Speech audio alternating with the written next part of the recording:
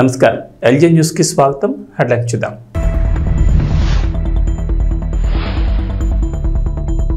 ఉచితాల కోసం ప్రజలు ఎదురుచూసే పరిస్థితి రాకూడదు. ప్రతి తెలంగాణ బిడ్డకు మెరుగైన విద్య వైద్యం అవసరం. ఎన్ఆర్ఐలతో భేటీలో సీఎం రేవంత్ రెడ్డి.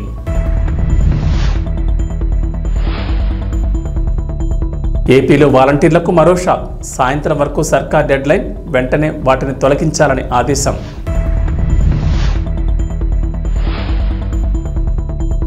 రోజా అనిల్ కుమార్ పేరు చెప్పి ఉద్యోగాల పేరుతో టొకారా. టీటీడీలో ఉద్యోగాల పేరుతో మోసం చేసినట్లు ఫిర్యాదు.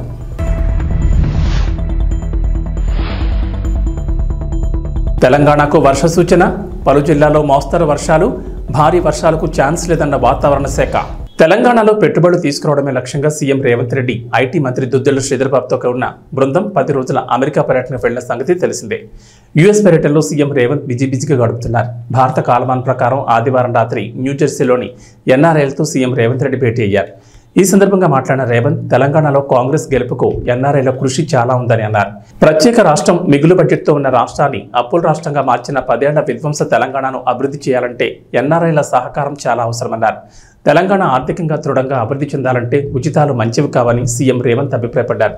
కానీ ప్రస్తుతం కొందరి పేదలకు అర్హులకు ఉచితాలు అవసరమని చెప్పారు. ప్రతి ఒక్కరికి ఉద్యోగ అవకాశం కల్పించాలని, చేతి వృత్తులను ప్రోత్సహించి ప్రభుత్వం ఇచ్చే ఉచితాల కోసం ప్రజలు ఎదురుచూసే పరిస్థితి రాకుండా చేయడమే తమ లక్ష్యమన్నారు. ప్రతి తెలంగాణ బిడ్డకు మెరుగైన విద్య వైద్యం అవసరమని సీఎం రేవంత్ వ్యాఖ్యానించారు. రాష్ట్రానికి ఆదాయ మార్గాలు సమకూర్చినప్పుడే ఏదైనా సాధ్యమన్నారు. పెట్టుబడులు పెట్టడానికి సహకరించండి. హైదరాబాదు తెలంగాణ రాష్ట్రం భారతదేశంలో ఉన్న 29 రాష్ట్రాలలో ఒక రాష్ట్రం కింద మీరు పరిగణించకండి. చాలామందికి ఆంధ్రప్రదేశ్తోనో, బెంగళూరుతోనో, తమిళనాడుతోనో తెలంగాణ, హైదరాబాద్ పోటీ పడుతుందని అంటున్నారు. నేను అట్లా అనుకోవడం లేదు. నేను తెలంగాణ రాష్ట్రాన్ని ప్రపంచంతోనే పోటీ పడాలనుకుంటున్నాను. పెట్టుబడిదారులు ఎవరు వచ్చినా రెడ్ కార్పెట్ వెల్కమ్ చేయడానికి రాష్ట్ర ప్రభుత్వం సిద్ధంగా ఉంది. మీ పెట్టుబడులకు మాది గ్యారంటీ. మీ పెట్టుబడులకు లాభసాటిగా మీకు సహకరించడానికి రాష్ట్ర ప్రభుత్వం పాలసీలను తీసుకొస్తుంది. సమస్యల మీద మాట్లాడమంటే మేము మాట్లాడాం, పోడియం దగ్గరకు వచ్చి మేము ధర్నా చేస్తాం, మమ్మల్ని మార్షల్స్ను పెట్టి బయటపడేయండి, మీరు చెప్పే కఠోరమైన నిజాలు వినడానికి మేము సిద్ధంగా లేము అన్నట్టుగా ప్రతిపక్ష పార్టీ వ్యవహరించింది. శాసనసభలో జరుగుతున్న చర్చలలో పాల్గొనకుండా తప్పించుకునే ప్రయత్నం చేసిన ఎవరిని బయటికి వదలలేదు. శాసనసభలో తెల్లవారుజామున వరకు వాళ్ళని కూర్చోబెట్టి చర్చల్ని నిర్వహించే కార్యక్రమం కాంగ్రెస్ పార్టీ చేసింది. ఆంధ్రప్రదేశ్ ప్రభుత్వం రాష్ట్ర వ్యాప్తంగా గ్రామ వార్డు వాలంటీర్లు, సచివాలయాల ఉద్యోగులకు కీలక ఆదేశాలు జారీ చేసింది. రాష్ట్ర వ్యాప్తంగా ఉండే గ్రామ వార్డు సచివాలయాల సిబ్బంది వాలంటీర్లను అలర్ట్ చేసింది. గత ప్రభుత్వ హయాంలో వివిధ సంక్షేమ పథకాలు ప్రజలకు చేరవేసే ఉద్దేశంతో ఆయా క్లస్టర్ సభ్యులతో క్రియేట్ చేసిన వాలంటీర్ వాట్సాప్, టెలిగ్రామ్ గ్రూపులను తక్షణమే డిలీట్ చేయాలని ప్రభుత్వం ఆదేశించింది. గత ప్రభుత్వ హయాంలో ఎటువంటి ఆదేశాలు లేకుండానే వాలంటీర్లు స్వయంగా తమ క్లస్టర్ పరిధిలో ఉన్న సభ్యులను చేర్చి వాట్సాప్ గ్రూపులను, టెలిగ్రామ్ గ్రూప్స్ను క్రియేట్ చేశారని, వీటి ద్వారా ప్రస్తుత ప్రభుత్వ వ్యతిరేక ప్రచారాలకు వాటిని వినియోగిస్తున్నారని ఆరోపణలు వచ్చాయి. ఈ క్రమంలో ప్రభుత్వం సీరియస్గా తీసుకుంది. వెంటనే అటువంటి క్లస్టర్ గ్రూపులను ఆగస్టు 5 సాయంత్రం 5 గంటలలోపు డిలీట్ చేయాలని ఆదేశించింది. మాజీ మంత్రులు రోజా, అనిల్ కుమార్ యాదవ్ చిక్కుల్లో పడ్డారు. ఇద్దరిపై భారీగా ఫిర్యాదులు వచ్చాయి. మంగళగిరి జనసేన పార్టీ కేంద్ర కార్యాలయంలో నిర్వహించిన వినతుల స్వీకరణలో బాధితులు జనసేన పార్టీ ఎమ్మెల్యే లోకం నాగమాధవ్కి ఫిర్యాదు చేశారు. టీటీడీలో ఉద్యోగాలు ఇప్పిస్తామని చెప్పి మాజీ మంత్రులు రోజా, అనిల్ కుమార్ యాదవ్ల పేరుతో గీతా మాధురి అనే మహిళ ఒక్కొక్కరి నుంచి 5 లక్షలు వసూలు చేసినట్లు ఆరోపిస్తున్నారు. దాదాపు 40 మంది దగ్గర డబ్బులు తీసుకుని అప్పటి ఈవో ధర్మారెడ్డి సంతకాలతో నియామక పత్రాలు, ఐడి కార్డులు ఇచ్చి మోసం చేసినట్లు ఫిర్యాదు చేశారు. గతంలోని ఈ మోసంపై పోలీసులకు ఫిర్యాదు చేసినా పట్టించుకోలేదని ఆరోపిస్తున్నారు. తాము చెల్లించిన 5 లక్షలు తిరిగి ఇప్పించి తమకు న్యాయం చేయాలని వారు రిక్వెస్ట్ చేశారు. ఈ విషయంపై ఎమ్మెల్యే నాగమాధవి వెంటనే విజయవాడ పోలీస్ కమిషనర్తో ఫోన్లో మాట్లాడారు. బాధితులకు న్యాయం చేయాలని, నకిలీ నియామక పత్రాలపై విచారణ చేపట్టాలన్నారు. తాను పనిచేస్తున్న కంపెనీ తనతో పాటు చాలా మంది ఉద్యోగులకు జీతాలు చెల్లించడం లేదని, 6 నెలలుగా ఇబ్బంది పడుతున్నామని విజయవాడకు చెందిన శ్రీలక్ష్మి అనే మహిళ వినతి పత్రం అందజేశారు. శ్రీకాళహస్తి ఆలయంలో సరికొత్త రికార్డు నమోదైంది. ఆదివారం రాహుకేతు పూజల సంఖ్య ఆలయ చరిత్రలో తొలిసారిగా రికార్డు స్థాయిలో జరిగాయి. ఆలయంలో రాహుకేతు సర్పదోష నివారణ పూజలు 5 రకాల ధరల టికెట్లపై వేర్వేరుగా ఉంటాయి. 14 నెలల క్రితం 5 రకాల టికెట్లు 7,200 విక్రయించడంతో రికార్డు నమోదైంది. తాజాగా ఆషాఢ అమావాస్య ఆదివారం కలిసి రావడంతో ఈ ఒక్కరోజు 9,168 రాహుకేతు పూజ టికెట్లు విక్రయించారు. దీంతో ఆలయ చరిత్రలో సరికొత్త రికార్డుగా నమోదైంది. ఉదయం నుంచి సాయంత్రం వరకు ముక్కంటి ఆలయంలోని రాహుకేతు మండపాలు భక్తుల రద్దీతో కిక్కిరిసిపోయాయి. అంతేకాదు శ్రీకాళహస్తి ఆలయానికి ఒక్క రోజులో ₹1 కోటి ఆదాయం వచ్చింది. స్వామివారికి సేవలు, దర్శనాలు, ప్రసాదాలు, వసతి సముదాయాలు, విరాళాల ద్వారా ₹1,90,356,000 ఆదాయం సమకూరింది. శ్రీకాళహస్తి ఆలయంలో 500 టికెట్లు 5,183, 750 టికెట్లు 2,288, 1,500 టికెట్లు 933, 2,500 టికెట్లు 610, 5,000 టికెట్లు 154 కలిపి మొత్తం 9,168 రాహుకేతు పూజలు జరిగినట్లు ఈవో ఎన్వీఎస్ఎన్ మూర్తి తెలిపారు. అలాగే 5 రకాల ప్రసాదాలు 29,505 ప్యాకెట్లు విక్రయించారు. ఈ సంఖ్య కూడా రికార్డు స్థాయికి దగ్గరగా ఉంది. స్థానిక ఎమ్మెల్యే బొజ్జల సుధీరెడ్డి సూచనలతో ఆలయ deputy EO NR Krishna Reddy, AEO Lokesh రెడ్డితో పాటు పలువురు అధికారులు సమన్వయం చేసుకున్నారు. భక్తులకు ఎలాంటి ఇబ్బంది లేకుండా ఏర్పాట్లు చేశారు. ఆంధ్రప్రదేశ్ వ్యవసాయ శాఖ మంత్రి అచ్చెన్నాయుడు రైతులకు శుభవార్త చెప్పారు. అధిక వర్షాలతో పంటలు నష్టపోయిన రైతులను త్వరగా ఆదుకుంటామని ప్రకటించారు. ఏపీ సచివాలయంలో సంబంధిత అధికారులతో సమీక్ష సమావేశం నిర్వహించారు. పలు కీలక అంశాలపై చర్చించారు. అధికారులకు మంత్రి అచ్చెన్న కీలక సూచనలు, సలహాలు ఇచ్చారు. అంతేకాదు ఇటీవల అధిక వర్షాలకు వరి నారుమళ్లు నష్టపోయిన రైతులకు 80% రాయితీపై వరి విత్తనాలు పంపిణీ చేస్తామని తెలిపారు. ఇటీవల వర్షాల దెబ్బకు అనకాపల్లి, కాకినాడ, తూర్పుగోదావరి, పశ్చిమ గోదావరి, ఏలూరు జిల్లాల్లో 1,406 హెక్టార్లలో నారుమళ్లు, 33,000 హెక్టార్లలో వరి నారుమళ్లు దెబ్బతిన్నాయని చెప్పారు. ఇలా నారుమళ్లు నష్టపోయిన రైతుల కోసం 6,356 క్వింటాళ్ల వరి విత్తనాలను రాష్ట్ర విత్తనాభివృద్ధి సంస్థ ద్వారా పంపిణీ చేయడానికి సిద్ధం చేశామన్నారు. బాధిత రైతులు స్థానిక రైతు సేవా కేంద్రాల ద్వారా రాయితీ వరి విత్తనాలు పొందాలని సూచించారు. ముఖ్యమంత్రి చంద్రబాబు ఆదేశాల మేరకు మంత్రుల బృందం ముంపు ప్రాంతాల్లో పర్యటించిన విషయాన్ని గుర్తు చేశారు. రాష్ట్ర, జిల్లాల వ్యవసాయ శాఖ అధికారులు, వ్యవసాయ శాస్త్రవేత్తలతో సమీక్షలు చేసి ముందుగానే రైతుల అవసరాలకు తగిన ప్రత్యామ్నాయ పంటల ప్రణాళికలు తయారు చేస్తున్నామన్నారు. రైతు అంటే ఒక ఖరీఫ్లో ఉన్నవాడే రైతు కాదు, రబీలో కూడా పండించిన వాడే రైతు. 16 నుంచి 19 వరకు తెలుగుదేశం ప్రభుత్వం అధికారంలో ఉండేటప్పుడు ప్రతి సంవత్సరం ఖరీఫ్కి, రబీకి ఇన్సూరెన్స్ చేసి సకాలంలో ఇన్సూరెన్స్ కంపెనీకి చెల్లించి 110, 120, 130, 170% వరకు కూడా సకాలంలో రైతులకు ఇన్సూరెన్స్ అందే విధంగా బ్రహ్మాండమైనటువంటి కార్యక్రమం చేశాం. ప్రభుత్వం 2019లో వచ్చింది. ముందు ₹1 కట్టమన్నారు. తర్వాత అది కూడా కట్టొద్దు, ఉచితంగా మేము బీమా చేస్తామని చెప్పారు. ఇన్సూరెన్స్ కంపెనీలు అయితే సకాలంలో మనకి ఇవ్వటం లేదు. రాష్ట్ర ప్రభుత్వం నుంచి ఒక కంపెనీ పెట్టిస్తామని చెప్పి మబ్బి మాటలు చెప్పి ఊకదంపుడు ఉపన్యాసాలు ఇచ్చారు అధ్యక్ష.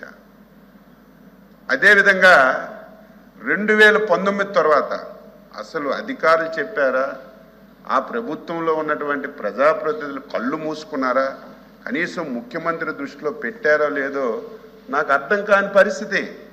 2019 తర్వాత అధ్యక్ష ఒక్క ఖరీఫ్కే ప్రీమియం చెల్లించారు తప్ప రబీకి ఒక్క సంవత్సరం కూడా ప్రీమియం చెల్లించలేదు అధ్యక్ష.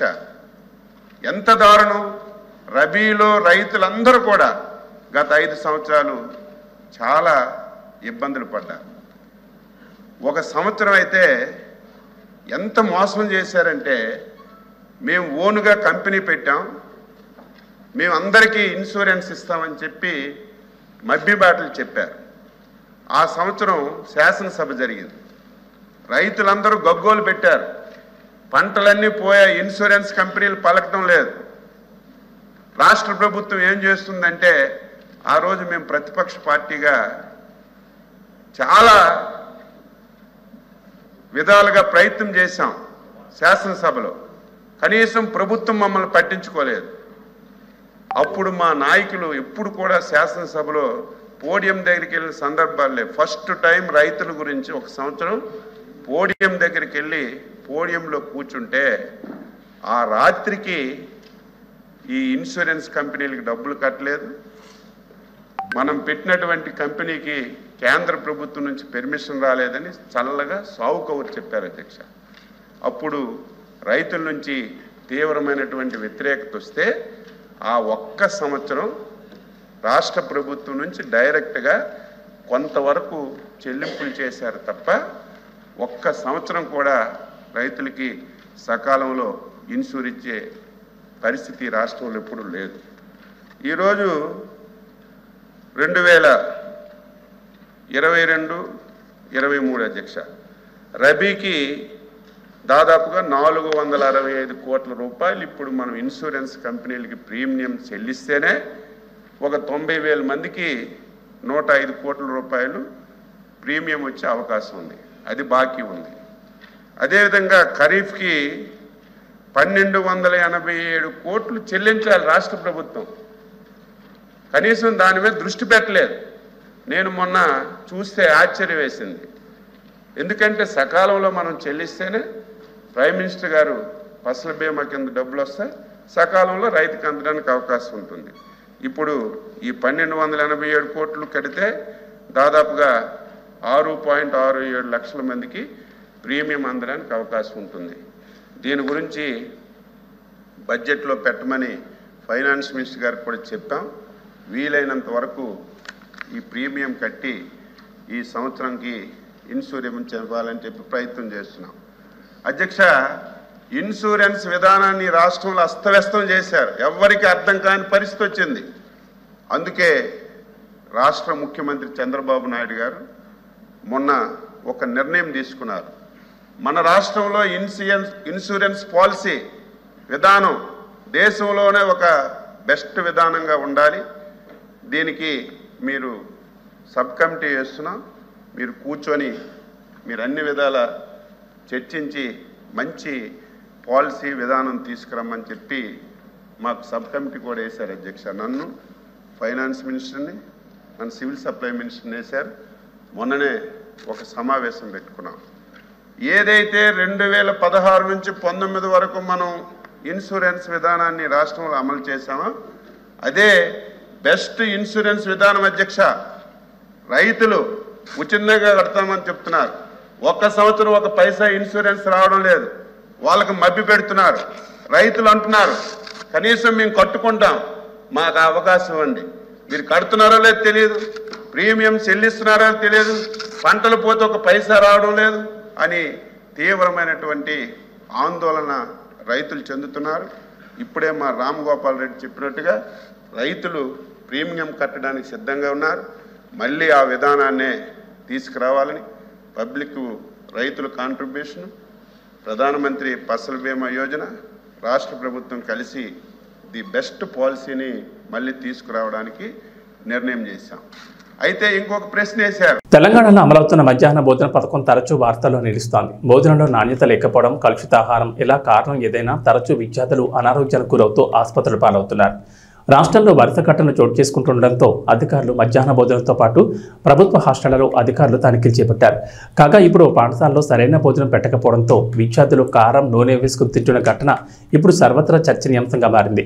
ఈ ఘటనపై మాజీ మంత్రి బీఆర్ఎస్ ఎమ్మెల్యే హరీష్ రావు తీవ్రంగా స్పందించారు. నిజామాబాద్ జిల్లా కోటగిరి మండలం కొత్తపల్లి ప్రభుత్వ పాఠశాలలో శుక్రవారం సరైన భోజనం లేక ఆకలితో ఉన్న విద్యార్థులు కారం, నూనెతో అన్నం కలుపుకొని కడుపు నింపుకున్నారని, ప్రభుత్వం భావి భారత పౌరుల పట్ల ఇంత బాధ్యతారహిత్యంగా వ్యవహరించడం బాధాకరమంటూ హరీష్ రావు ట్వీట్ చేశారు. విద్యార్థులకు పౌష్టికాహారం కోసం అందించే సీఎం బ్రేక్ఫాస్ట్ పథకాన్ని ప్రభుత్వం పూర్తిగా అటకెక్కించిందని, ఇప్పుడు మధ్యాహ్న భోజనం అందించడంలో కూడా తీవ్రంగా విఫలమైందని మండిపడ్డారు. ఇది కాంగ్రెస్ ప్రభుత్వ నిర్లక్ష్య వైఖరికి నిదర్శనమని హరీష్ రావు ఆరోపించారు. మధ్యాహ్న భోజన పథకానికి సంబంధించిన భోజన సామగ్రి బిల్లులు, కుక్ కమ్ హెల్పర్ల వేతనాలు పెండింగ్ ఉండడం వల్ల విద్యార్థులకు సరైన భోజనం అందడం లేదని హరీష్ రావు ఆరోపించారు.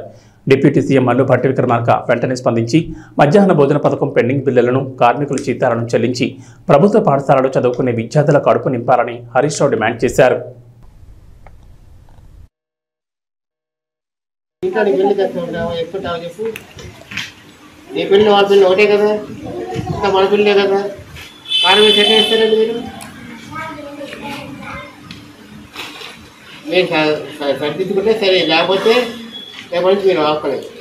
బోనాల పండుగ సందర్భంగా మహేశ్వరం నియోజకవర్గం బడంగ్పేట్ మున్సిపల్ కార్పొరేషన్ పరిధిలోని కుర్మన్గూడలో ఉన్న బంగారు మైసమ్మ దేవాలయాన్ని సందర్శించారు డిప్యూటీ సీఎం భట్టి విక్రమార్క. వేద పండితులు ప్రత్యేక పూజలు నిర్వహించి తీర్థప్రసాదాలు అందజేశారు. ఈ సందర్భంగా ఆలయం వద్దకు వచ్చిన కాసువాగు రైతులు, ఇతర సమస్యలు ఉన్నవారు డిప్యూటీ సీఎంకి వినతి పత్రాలు అందజేశారు. వినతి పత్రాలు తీసుకుని వారి సమస్యలను పరిశీలించి సంబంధిత అధికారులతో విచారణ చేయించి చర్యలు తీసుకుంటానని హామీ ఇచ్చారు.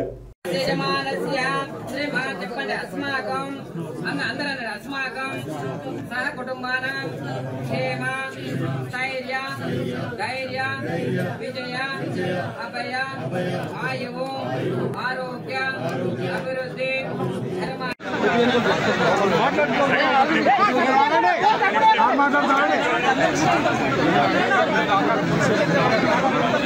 ధర్మ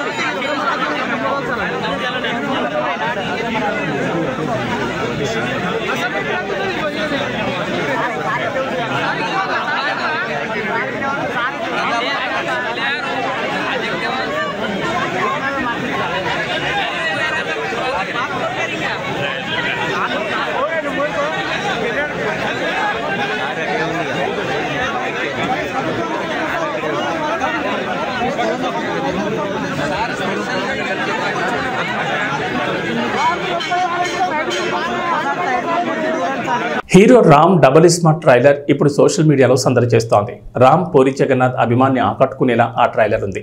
ట్రైలర్ చూస్తుంటే ఇస్మార్ట్ శంకర్ మాదిరిగానే కనిపిస్తోంది. ఈసారి సంజయ్ దత్తును పెట్టి పూరి ఏదో కొత్తగా ట్రై చేసినట్లు అనిపిస్తోంది. ట్రైలర్ లాంచ్ ఈవెంట్ను ఆదివారం వైజాగ్లో నిర్వహించిన సంగతి తెలిసిందే. ఈ ట్రైలర్ లాంచ్ ఈవెంట్కు దర్శకుడు పూరి జగన్నాథ్, నిర్మాత చార్మి ఇద్దరూ డుమ్మా కొట్టేశారు. ట్రైలర్ లాంచ్ ఈవెంట్లో రామ్ మాట్లాడుతూ ఇస్మార్ట్ శంకర్ రోజుల్లోకి వెళ్ళాడు. గోవాలో స్క్రిప్ట్ రాస్తున్న టైంలో తనను అక్కడికే రమ్మన్నాడట పూరి జగన్నాథ్. ఎలాంటి సినిమా చేద్దామని చర్చించుకుంటున్న టైంలో ఓ 10 ఏళ్ల పాటు గుర్తుండిపోయే పాత్రను ఇవ్వండని అడిగారట రామ్. అప్పుడే ఇస్మార్ట్ శంకర్ క్యారెక్టర్ను డిజైన్ చేశారట. ఇది ఒక మెంటల్ మాస్ క్యారెక్టర్ అని అన్నాడు రామ్. ఆ క్యారెక్టర్ గురించి రాస్తున్నప్పుడు ఆయన చెబుతున్నప్పుడే ఫుల్ ఎగ్జైట్ అయ్యాను. నేను ఎగ్జైట్ అయిన దాంట్లో ఆడియన్స్ 10% ఎగ్జైట్ అయినా చాలు హిట్ అవుతుందని అనుకున్నా. అలానే ఇస్మార్ట్ శంకర్ అయింది. ఈసారి అలాంటి క్యారెక్టర్కు మంచి స్క్రిప్ట్ ఉంటే బాగుంటుందని పూరి గారితో అన్నాను. ఆయన ఈ సినిమా కోసం చాలా కష్టపడ్డారు. ఆయన కెరీర్లో ఇంత ఆలస్యంగా తీసిన సినిమా ఇదే అన్నారు.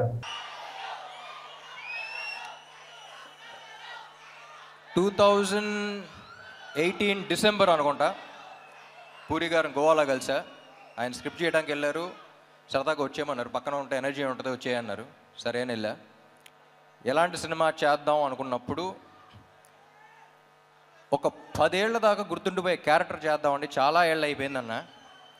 అప్పుడు రాశారు ఆయన ఇస్మార్ట్ శంకర్. ఇస్మార్ట్ శంకర్ని కరెక్ట్గా డిస్క్రైబ్ చేయాలంటే టెంపర్ వంశీ. నాకు టెంపర్ వంశీ ఈ సినిమాలో ఒక క్యారెక్టర్ ఉంది.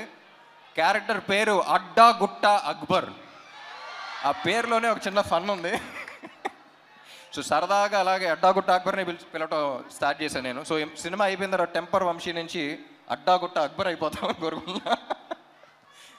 And Vishu is one of the very few people. Generally మనం చాలా తక్కువ పని చేసి చాలా ఎక్కువ బిల్డప్లు ఇచ్చేవాళ్ళని చూస్తాం. కానీ ఎగ్జాక్ట్ ఆపోజిట్ మనోడు. అండ్ ఎంత స్ట్రెస్ ఉన్నా బయటకు చూపిడు. And I don't think Double Smart would have been possible without you. And చార్మీకి రైట్ హ్యాండ్లో అంటాడు. సో పాప మనోడు ఇద్దరు కలిసి అసలు యుద్ధాలే చేశారు. And thank you so much Vishu. And thank you Charmi. Bharat Sri Lanka జట్ల మధ్య జరుగుతున్న రెండో వన్డేలో ఓ ఆసక్తికర ఘటన జరిగింది. ఈ మ్యాచ్లో టాస్ గెలిచిన శ్రీలంక తొలుత బ్యాటింగ్ ఎంచుకుంది. దీంతో భారత్ బౌలింగ్ చేయాల్సి వచ్చింది. అయితే ఈ మ్యాచ్లో వాషింగ్టన్ సుందర్పై టీమిండియా కెప్టెన్ రోహిత్ శర్మ ఆగ్రహం వ్యక్తం చేశాడు. కొడతా అన్నట్లు అతని మీదకి పరిగెత్తాడు. కానీ అది కోపంతో కాదంటోయ్. రోహిత్ శర్మ చేష్టలకు సంబంధించిన వీడియో ప్రస్తుతం సోషల్ మీడియాలో వైరల్గా మారింది. అసలు ఏం జరిగిందంటే శ్రీలంక బ్యాటింగ్ సందర్భంగా టీమిండియా స్పిన్నర్ వాషింగ్టన్ సుందర్ 32వ ఓవర్ బౌలింగ్ చేసేందుకు సిద్ధమయ్యాడు. తొలి బంతిని బాగానే వేశాడు. కానీ రెండో బంతి వేసే ముందు ఏమైందో ఏమో కానీ 2 సార్లు బంతి వేసేందుకు వచ్చి ఆగిపోయాడు. రన్అప్ చేస్తూ రావడం తీరా వికెట్ల దగ్గరకు వచ్చి ఆగిపోయాడు. తొలిసారి రన్అప్ లెంగ్త్ మిస్ అయ్యి రెండోసారి అదుపు తప్పి బంతిని వేయలేదు. అయితే స్లిప్లో ఫీల్డింగ్ చేస్తూ ఇదంతా గమనిస్తున్న కెప్టెన్ రోహిత్ శర్మ తనదైన శైలిలో స్పందించాడు. స్లిప్లో ఫీల్డింగ్ చేస్తున్న రోహిత్ వాషింగ్టన్ సుందర్ను కొట్టేందుకు పరిగెత్తుకుంటూ వచ్చాడు. కొట్టేస్తా నిన్ను అన్నట్లు వార్నింగ్ ఇచ్చాడు. కెప్టెన్ రోహిత్ శర్మ వార్నింగ్ చూసి వాషింగ్టన్ సుందర్ నవ్వుకున్నాడు. వికెట్ కీపర్ కేఎల్ రాహుల్ సైతం నవ్వుకున్నాడు. ఈ వీడియో ప్రస్తుతం నెట్టింట వైరల్గా మారింది. తెలంగాణలో గత 15 రోజులుగా వర్షాలు కురుస్తూనే ఉన్నాయి. జూన్ మాసంలో అడపాదడపా వర్షాలు కురిసినా జూలైలో మాత్రం వర్షాలు దంచుకొడుతున్నాయి. బలమైన నైరుతి రుతుపవనాలు, అల్పపీడన ప్రభావంతో జూలై 3వ వారం నుంచి తెలంగాణ వ్యాప్తంగా విస్తారంగా వర్షాలు కురిశాయి. భారీ వర్షాలకు రాష్ట్రంలో ఒట్టిపోయిన వాగులు, వంకలు ప్రస్తుతం పొంగి పొర్లుతున్నాయి. గతంలో అడిగట్టిన జలాశయాలు, చెరువులు నిండుకుండలు తలపిస్తున్నాయి. ప్రాజెక్టులు సైతం జలకళతో ఉట్టిపడుతున్నాయి. అయితే నేడు రాష్ట్రంలో వర్షాలపై హైదరాబాద్ వాతావరణ శాఖ అధికారులు కీలక అప్డేట్ ఇచ్చారు. నేటి నుంచి మరో 5 రోజుల పాటు తెలంగాణలో వర్షాలు కురుస్తాయని చెప్పారు. ఓ మోస్తరు నుంచి భారీ వర్షాలకు ఛాన్స్ ఉన్నట్లు వెల్లడించారు. రోజంతా ఆకాశం మేఘావృతమై ఉంటుందని, రాత్రి 8 తర్వాత దక్షిణ తెలంగాణ, హైదరాబాద్ పరిసరాల్లో ఓ మోస్తరు జల్లుడు పడే ఛాన్స్ ఉంది. రాత్రి 10 తర్వాత తూర్పు తెలంగాణ జిల్లాలో వర్షాలకు ఛాన్స్ ఉందన్నారు. జిల్లాల వారీగా చూస్తే నేడు ప్రధానంగా నిర్మల్, నిజామాబాద్, జగిత్యాల, మంచిర్యాల, సిరిసిల్ల, ఆదిలాబాద్, ఆసిఫాబాద్, వికారాబాద్, మెదక్, రంగారెడ్డి, కొత్తగూడెం, కామారెడ్డి, సిద్దిపేట, మెదక్, ములుగు, భూపాలపల్లి జిల్లాలో ఓ మోస్తరు వర్షాలకు అవకాశం ఉందన్నారు. ఈ మేరకు ఆయా జిల్లాలకు అధికారులు ఎల్లో అలర్ట్ జారీ చేశారు. మిగిలిన జిల్లాలో తేలికపాటి వర్షాలు పడతాయన్నారు. ఏబీ బులెటిన్ విశేషాలు. నమస్కారం.